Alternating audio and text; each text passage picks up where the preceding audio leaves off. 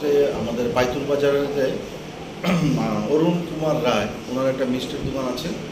ওইখানে কে বা কাহারা দুষ্কৃতিকারীরা ওর দোকান থেকে কিছু জিনিসপত্র চুরি করেছে। এটা অভিযোগ আমরা সকালবেলা পাই। অভিযোগ পাওয়ার সঙ্গে সঙ্গে আমাদের কৈলাসহর থানার সাব ইন্সপেক্টর উজ্জ্বল আর এএসআই নিহার চিসিমবাবুর নেতৃত্বে পুলিশ বাহিনী সকাল থেকেই তদন্তে নামেন এবং ঠিক 12 ঘন্টার মধ্যেই আমরা কেসটা ডিটেক্ট করতে পেরেছি। এই ঘটনার সঙ্গে যুক্ত কালীপুরের একজন নাম হচ্ছে দুষ্কৃতিকারী অঞ্জন দাস, তাকে আমরা বিভিন্ন সূত্রের মাধ্যমে তাকে আমরা গ্রেপ্তার করেছি। তার কাছ থেকে চুরি যাওয়া ক্যাশ, কিছু টাকা, আরও অন্যান্য দোকান সামগ্রী আমরা রিকভারি করেছি এবং যে অস্ত্রের সাহায্যে সে দোকানে ঢুকত সেটাও আমরা সিজ করেছি, ওর বাড়ি থেকে আমরা পেয়েছি।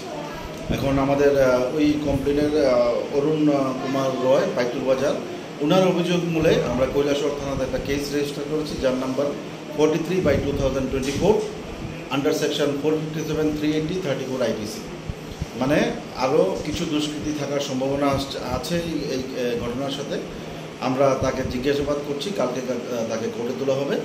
আর যদি আমরা ফার্দার কোনো ক্লু আমরা চেষ্টা করছি পাই, তাহলে অন্যদেরকেও যারা এই ঘটনার সঙ্গে যুক্ত তাদেরকেও আমরা অতি সত্ত্বর গ্রেপ্তার করছি।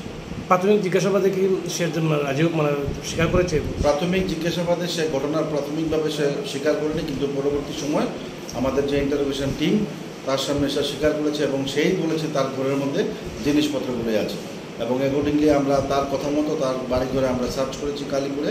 সে একটা ভাড়া বাড়িতে থাকে এবং অন্যান্য যে বাড়ির যে যারা আছে তারা সবাই তার যে সন্দেহজনক গতিবিধি সেই সম্বন্ধে আমাদেরকে অবগত করেছে। এই সমস্ত ঘটনা আমরা পাইতুল বাজারের আমাদের ব্যবসায়ীবৃন্দ যারা এসেছিলেন তাদেরকে আমরা অবহিত করেছি, তারাও মোটামুটি এই ঘটনা শুনে